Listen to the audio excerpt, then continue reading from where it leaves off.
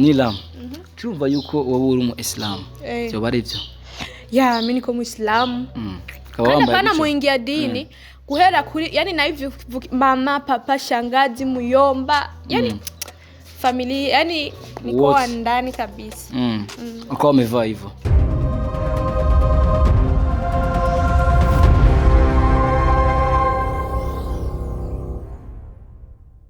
Ndabaramukije cyane bakunzi ba Ashali TV nongera ndababwira yuko uno munsi twashoboye kuronka umushitsi umushitsi nawe suwundi ni Nyallam.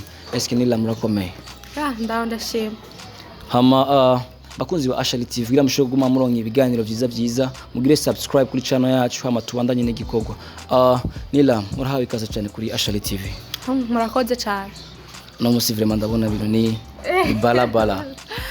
Merci nibisanzwe ariko. Yo makeup Nyallam ni yangaye none. Tambeshe vraiment. Oya sinovuga ibeye gusira sanzwe yo rara kusanzwe. Vraiment yo mutuko yakwitondeye vraiment. Yagerageje. Hama Nyallam tuko turumva makuru yuko Nyallam ashobora kuba yaronse management shasha. Byo bari byo? Management. Oya na management ndaro. Tyakweli? Amakuru nayo ubeshire ushaka kutubwiye. Wewe ayo makuru wayakuye hehe? Nuko sasa tuzikora muri Ashali TV nuko bigenda. Gusa ikintu gikuru no kumenya yuko Nyallam abantu besha ku mabidoga ku YouTube amazo social bavuga yuko Nyallam yatakaye, Nyallam yagize ibiki n'ibiki muri industry ya film nakiboneka. Eske niye mpamvu ituma Nyallam aguma mu gaciro kadasanzwe?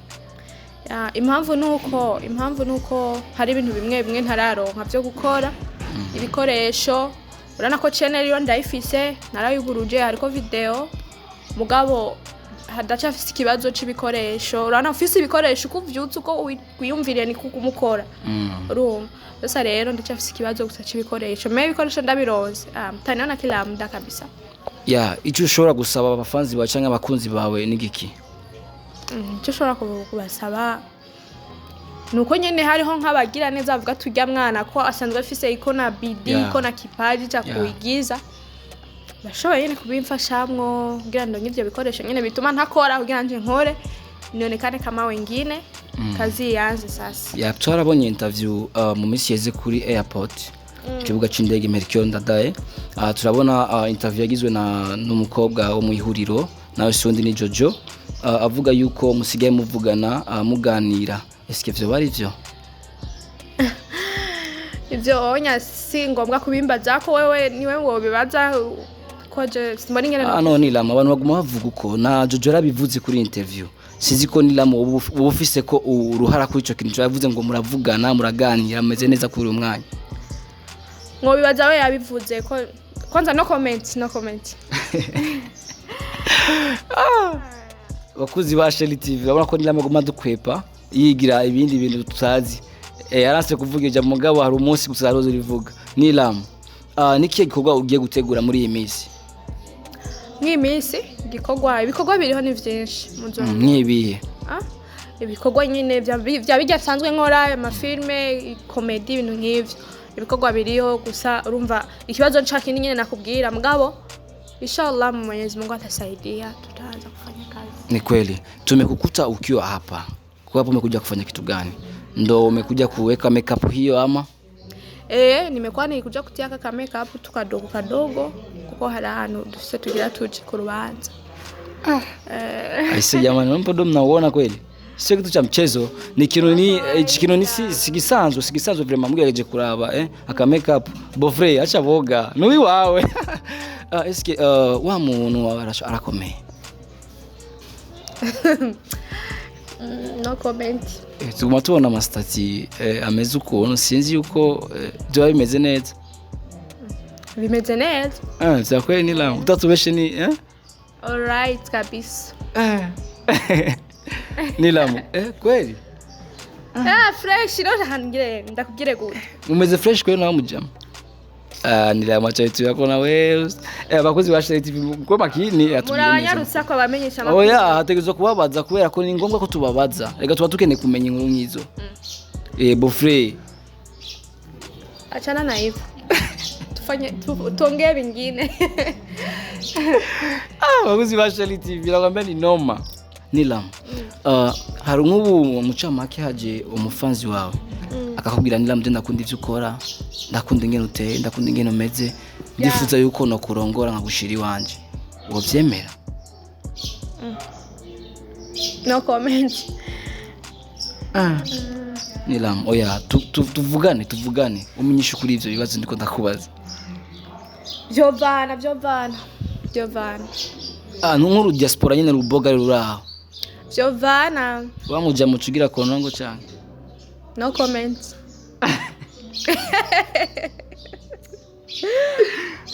kuzibashari TV nakwambia hatari sana Nyallam vraiment kweli ya bofre kweli ajikaze bofre wihangane kuko hii jeune sio tu ya kawaida acha usutwa mko unaiona ibindi bintu nukuri kwimanda kurahi ni kawaida Nyallam ufise umuryango none no bata muryango ufise abantu ushobora kusanga ata muryango bafise umuryango ndawufise ndafise mama ndafise papa kandi baracanije n'umwana wabo wa mbere mu bana banga mama wanje turi kumwe wogira ni sister wanje vyakweli uri umwana wa kangahe wa mbere mu bana banga abana batanu abankurikira ni batanu bari imbere okay Nyallam niwe mukobwa iwabo gusa oya turabakobwa bane umuhungu n'umwe none mu gihe uri kurakina ibintu bijanye na filme amakomedi nivyo ari gutera ikibazo ku kibano canke mu muryango ikibazo gute bana ni support barabikunda barabikunda n'akantu gato gasohotse baba bamaze kuba bakabonye muhira ego burya ugeze ku rwego rwo kuvugwa Nyallam agomba agire voyage y'indege yo kuja gukina igikorwa ciwe donc bijanye n'amareresi mu bindi bihugu vyo hanze est-ce que Nyallam yoba rubwa mbere uri indege canke vyo bimeze gute bari ryambere kweri sinobesha bari ryambere est-ce que Nyallam yovyishimira ivyo bintu kuba atewe iteka ryo gufata indege no kuja mu gihugu kindi kwerekana icyo Burundi bushoboye no vyishimira gose rero niwumva ko nabangiye gukora ibintu bineze imbere cyane ikibazo sukurira indege ikibazo n'akazi nabangiye gukora nta bindi nayo indege yo nibisanzwe indege nibisanzwe ni ushaka no ngaho mu Rwanda urayijamo kagenda Nyallam ikindi kibazo Nyallam yoba amaze kuvyara abana bangahe nta mwana numwe mfite amaze gukorora amadangahe nta nimwe Nyallam tutabeshanye kweli bofre none wowe ubona nsa n'umaze kuzikora oya sishobora kuba ndabizi kuko abakobwa murazi yuko mufise ibintu byanyu kesho tushobora kumenya twabahungu sijawahi kutoa mimba sijawahi kubeba mimba sijawahi kuza nataka mtoto hivi namtaka hivi sasa urabarirwa wumva kabisa ni ubwibwa Nyallam turumva iyo umukobwa amaze kuvyibuha cyangwa amaze kuronka umubiri bisigura yuko aba yakoresheje ibinini byinshi bya planning kwa Nyallam vyo bari byo bya planning ivyo vyibusha oya so barabesha nara bavyibusha bose bakoresha ibinini rigara umuntu ushobora kuba arabona yaronze cyane mugabo gatangara missing gasanga yavyibusha je nta binini bya planning nkoresha kweli nta kimwe nkoresha kumengo umuvyimba cyane kuvyibuha turatwe mu muryango wacu dukura turi bato mugabo twegeye imbere dukwije 18 kujyayo umukobwa aja mu mihango cyo dutangura rero kuronka umubiri ko turakura tumwitege ko nilane ibintu bingana gute muri ku kwezi k'umunani munyitege ko vyinshi bikorwa Nyallam duhora twumva yuko buri mukobwa bakora ibintu by'amarerese baboneka ku social media abaslay queen ibiki bijanye n'abakobwa abenshi nibarongogwa kubera iki biravana na kamera y'umuntu biravana n'ingeso y'umuntu na mind z'umuntu n'ubuzima bw'umuntu abayemo ego kwa Nyallam n'ibishobora kuba ivyo bintu yaje no majority ugerageze kuravya urabona ko abakobwa benshi batarongogwa bari mu industry ya film industry ya music ya mapenzi ngo naro ya kujenga kenshi baravuga yuko abastare badakunda biratangaje cyane kwa Nyallam ko bakunda umuntu barakunda none umustare afise umudemu umwe biravana nushake kumbesha Nyallam biravana burya kweli bofre ni wenyene kweli hajategeje kuraba achana na maswali kama hayo. Nyallam, acha vitu hivyo. Tuweke sawa tujue. Hakuna star ambaye anataka kupendana na mwanaume mmoja. Jamani. Ivyo nivyo mwe mwishizemwo. None wowe kuri umujournaliste ufise bangahe n'abajournaliste barabavuga. Oya, batuvuga mu biki. Abakameramani wowe baratuje. Nushaka kumbwira yuko abastare turabazi. Muboneka mu video. Ubonye ufashe micro gutyo onye. Avuga ati bana narone. Wapi amna kitu mikwala tu hii. Kauja na none ageje kuraba wewe akaraba jewe natungana. Ega mwe muboneka misi yose. Tukosumbana ko yakugura umukobwa. Na ubustari bwawe nubwo nyene bwo gufata micro. Ona makeup yako ni ya kawaida. Ini ya kawaida sana. Mu buzima ico Nyallam ahora akunda nico yanga ni giki? Jewe cyo nkunda. Nachukia tu unafiki. Nachukia unafiki. Ndanga umuntu w'umwiyorobetsi. Ego nkaba nkunda n'umuntu atagira urusaku. Yani sinkunda urusaku, sinkunda ubwiyorobetsi. Ibintu nk'ivyo. Nyallam ni giki kimaze kumubabaza? Ikintu kimaze kumbabaza ni ikintu kimaze kumbabaza mu buzima kabisa. Ni gihe nari muto mu bwenge nyene ntaragira ubwenge bw'abantu bakuze. Nkaba mfise nyene umusheri wa umva ikintu cambabaza kabisa ubwa mbere cyananshituye kikambabaza. Umukobwa w'umugenzi kunci inyuma akaja gukundana n'umusheri wanje. Iske muri mwana Nyallam yabifashe mwo gute? Nimepiganaga. Mind. Nimelia, afu nikampasua. Afu nchanda muvuza. Umva navuze ati twara bagenzi sana twimanitiro. Sinari mwikeka ivyo bintu. Umva ndabibonye je nyene naraguye mu gahunda. Ariko ku mwanya naco byo babikimbwira. Ivi ni kawaida. Ivi ni kawaida tubana. Uhuye na bofre ara ahantu quelque part nyene, ariko no mu store. Nyallam yogira iki muri yo mwanya? No baramutsa nk'abandanya. Vyakweye Nyallam? Ego, nkaza kubimubariza muhira turi babiri. Bakuzi baje TV, ivyo bintu nivyo kweli. Nyallam yareka kutubesha. Ugeragije kwiraba je Nyallam kuri uyu mwanya. Mpuye n'umukunzi wanje. Nasanga ari na n'umukobwa. Nitwe ndatuvuga byinshi. Nuko bimeze nitubesha Nyallam. Oya, uwongereye ubu vraiment. Sino umva kiye gihe. Nico kintu cambabaje none ari nkibibona sinari ndabitswa vyoshika. Ariko kuba umwanya no mureka nkashika muhira jo ebana napambana na ale yangu sasa. Mu gikorwa umaze gukina cha filme ni kiki umaze kuronka? Ivyo maze kuronka? Yes. Ni vyinshi maze kuronka amahera.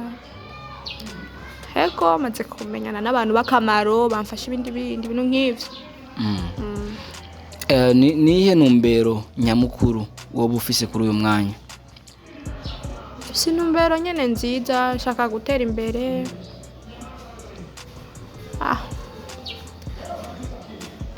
Nyallam, umukuru w'igihugu wa mbere yarinde? Wa mbere umukuru w'igihugu nga mu Burundi.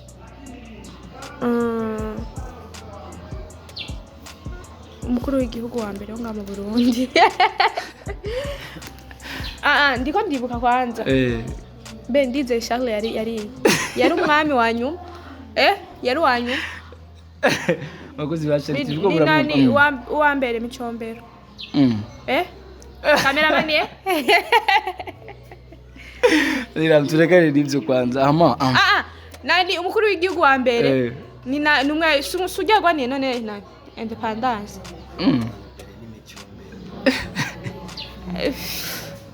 Ni micombero. Vyakweli?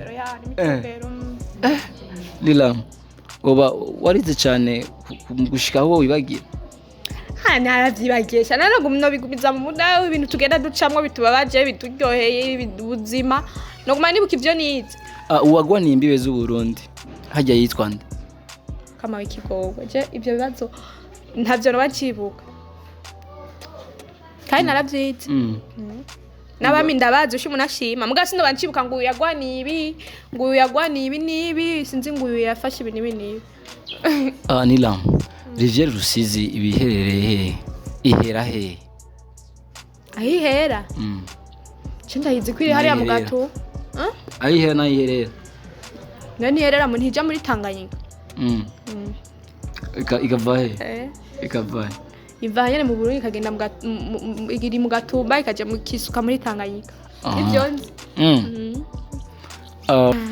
Nyallam turumva yuko wowe uri mu Islam byo bari byo ya mimi niko Muislamu kana muingia dini kuhera kuri yani na hivyo mama papa shangazi muyomba yani familia yani niko ndani kabisa uko umevaa hivyo dini si kwambara dini ni nini dini ni mu mutima w'umuntu je ngaha nishora komindura ngende mu rusengero nje gusenga niko Muislamu idini liko mutima na matendo yangu si kuvuga ngo nambare kwambara nibisanzwe wanasemaga tusome sura tusikie kama unajua kwa Muislamu sasa kusoma sura bila mjitandio sio vizuri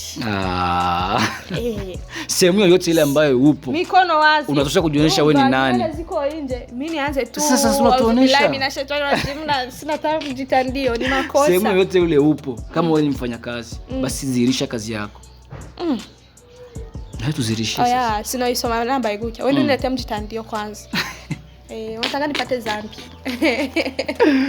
abakuzi wa Ashali TV bisa nk'ukumengo tuko tusozera mu guheza ikiganiro cacu mugume mudukurikirana kuri Ashali TV mugira subscribe mugira share na comment kwa msamsho go ibiganiro bimeze neza biguma biza ku munsi ama Nyallam tugushimire cyane nanje ndabashimiye cyane murakoze cyane hama bakunzi ba Ashali TV nkabanda bahamagarira kuja kuri channel ivyanje munkurikirane ibikorwa vyanje aho biri kuko benshi bamaze igihe batambona niyo channel bayitwa gute yitwa Nyallam Era siniro ndashira ibintu byinshi yani nagize izina yanje nyene yani uraza kubashiraho link bayibone akajambo kanyuma ku bakunzi ba Ashali TV bakurikirana muri uwo mwanya ndabakunda cyane waendelee kusubscribe like akushare comment pia bakunzi ba Ashali TV nkuko mutubona twari kumwe na Nyallam akaba ari umukobwa ariko rabica bigacika muri industry ya film nga mu gihugu cyacu Burundi ni murakoze cyane ciao bye bye nyuma kamera turi kumwe na Ali bin Daud